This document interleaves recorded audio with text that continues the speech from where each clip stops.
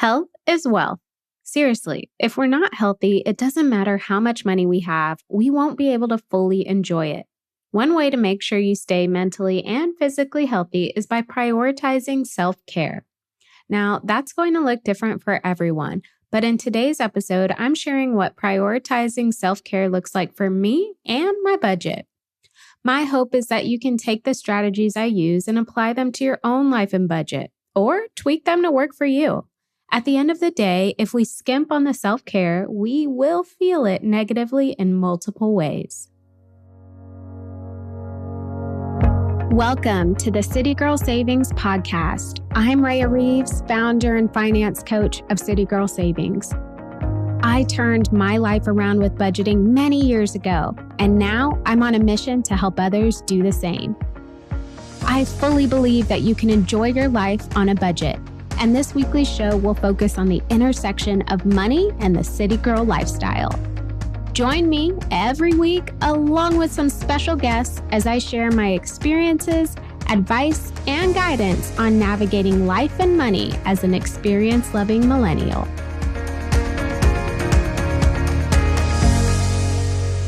Now, before we get into today's episode, I'm excited to share that the first City Girl Solutions question has come in. As a reminder, we're doing this new segment on the show where if you go to citygirlsavings.com/QA, you can ask a question and I will answer it on the podcast.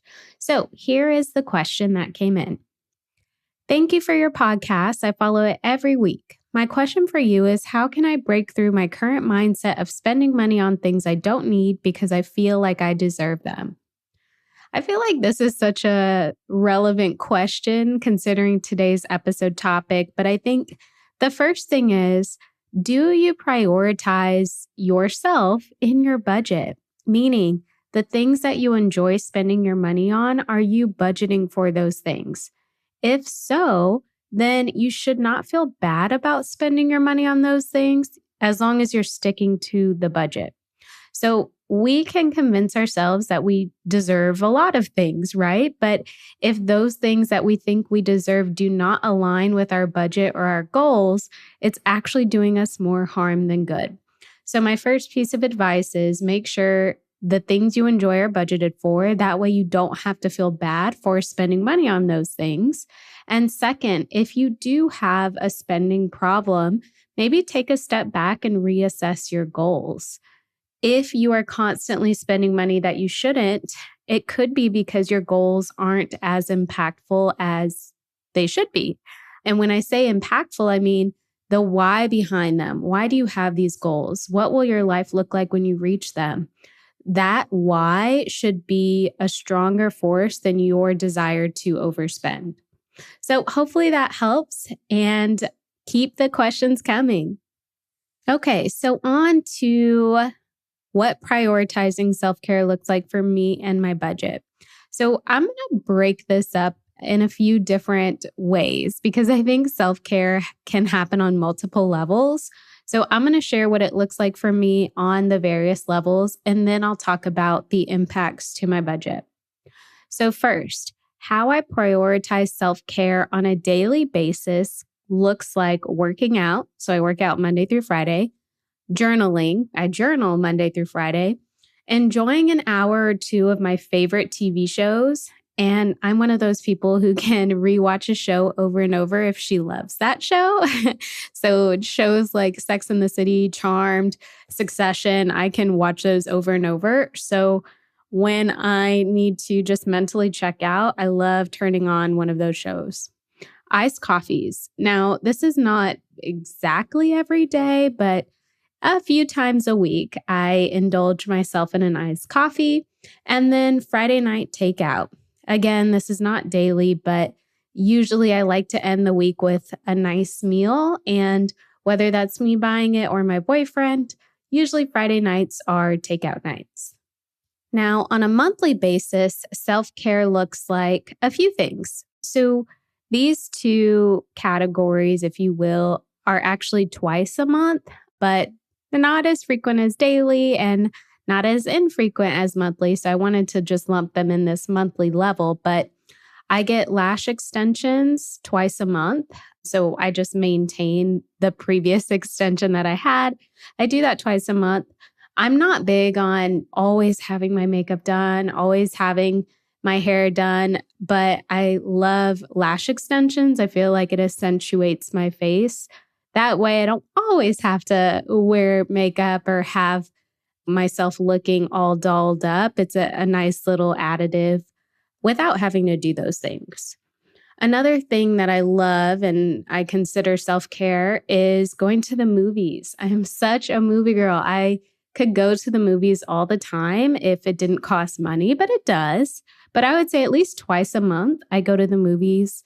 And I'm usually going with my boyfriend, but I have been known to go by myself. I have no problem with that. But I would say twice a month, I go to the movies. Now, moving on to true monthly self-care activities. Massages. I do get regular massages. I carry all of my stress in my neck and my back. And so when I can feel the muscles like tightening up, I'm like, okay, I am overdue for a massage. I would say about once a month I get a massage. Sometimes I push it out a little longer, not necessarily willingly, but definitely get those on a monthly basis just to relieve the stress and tension. And then saving for travel.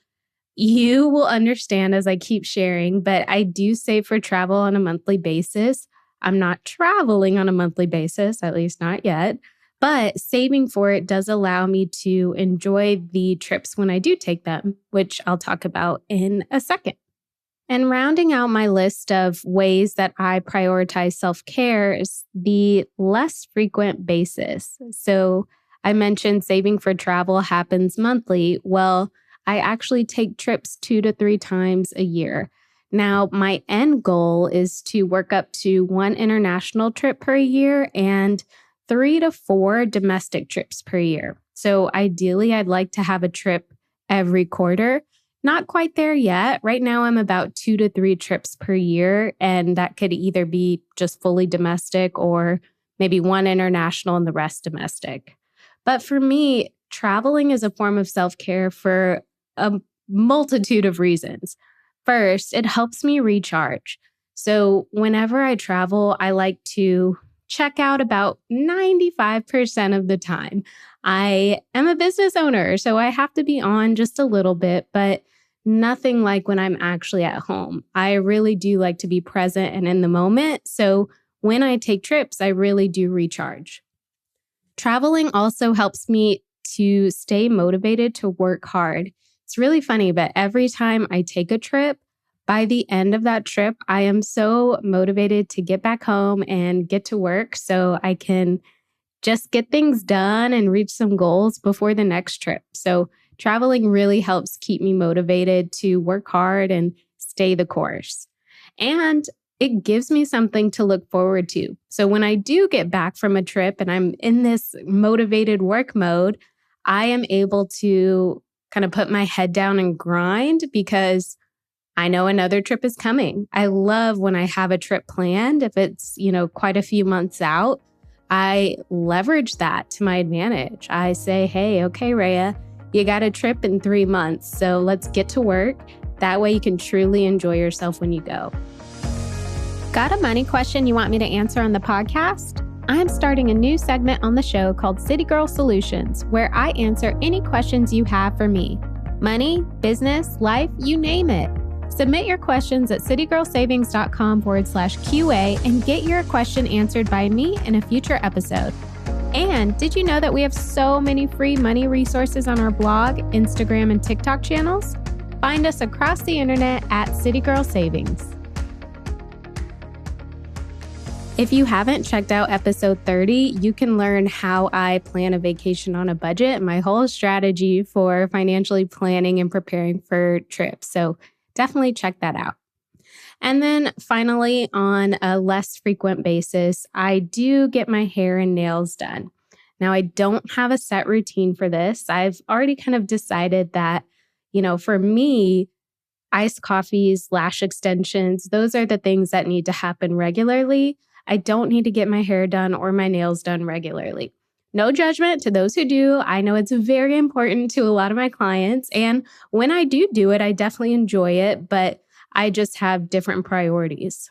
So I don't have a set routine for when I get my hair and nails done, but I will say I definitely do it before I travel. And every now and then I will just randomly book a blowout for myself, or, if it's been a while, me and my boyfriend need pedicures, I will book that. But it doesn't happen on a very frequent basis. But when it does, I certainly consider it self-care. Okay, so I went through all of the ways that I prioritize self-care for myself. Now let's talk about the impact self-care has on my budget. So starting with those daily self-care activities, obviously working out, journaling, and, watching a TV show, there's really no impact to my budget. Those things just happen naturally. Other than me spending time on those things, doesn't really have an impact financially. Now, iced coffees and the weekly takeout definitely has a financial impact. I do have a line item in my budget for dining out, and I make sure that that category includes coffees. Now, I will be the first to admit I do struggle with this category sometimes, especially if I have kind of one-off plans or friends in town. I may go a little bit over budget in that category, but no matter what, iced coffees, takeout, it's always accounted for. Now, for the monthly self-care items, starting with lashes, I do factor in the amount I need for 2 appointments a month into my fun spending category. So that's how I account for that. Now, if I'm being 100% honest, the amount that I spend on those 2 appointments pretty much makes up most of the category allotment. But I do have a little bit left to purchase those movie tickets for my boyfriend and I twice a month. We have a nice little routine where I buy both of our tickets and he buys the food and treats. Now for travel, I already mentioned that I save monthly for this, but getting more specific, I have a line item in my budget for money goals. And included in that is saving for travel. So I try to save a minimum of $50 a month for travel when I don't have a trip coming up. Now, when I do have a trip coming, obviously I shift gears and save as much as possible for that trip ahead of time. And lastly, massages. So depending on the month and how my budget categories are looking for that month, I will usually leverage my fun spending or personal bills category for massages. Obviously, the lashes and the movie tickets make up most of my fun spending allotment. So if I'm not really seeing a movie in the month or I have a little bit left over, I'll use that category. Otherwise, it's a personal bill. If the pain in my neck and back is just so intense, to me, that is a bill that needs to happen to make sure that I'm feeling okay. Now, if the massage feels more like maintenance or nice to have, I will track it under fun spending and be okay with the fact that it'll probably push me a little over budget in that category. It is what it is. Now, for those less frequent self-care items, I already mentioned that when I have a trip planned, I'll focus on saving for it as much as I can ahead of time. And this will essentially look like me reducing my spending in other discretionary categories or have a focus of making more money. So if my categories are pretty tight or I have stuff planned, my goal will be to bring in more so that I can put more into savings for that trip. And then for hair and nails, these are, essentials when I have a trip planned. So when I am saving for a trip, I will make sure to include a little bit extra for those appointments. Other times, if I have extra cash or I'm just needing a nice self-care bump, I'll make a random appointment and track it under fun spending. Like I mentioned earlier, this is how I personally prioritize self-care in my own life and budget. Feel free to take anything from my process or from my self-care list and use it for your own routine or create yours altogether. I think the point is to make sure that you are taking care of yourself, and self-care, making sure that's a top priority in your life and budget, is one of the best ways to do so. Thank you so much for tuning in to City Girl Savings today. I hope you feel empowered and inspired to master your money as you make your way to your dream life. Make sure you subscribe so you're the first to know when a new episode comes out. I truly value your thoughts and feedback, so please leave a review and let me know how this podcast has impacted you. Can't wait to chat soon and make it a great day.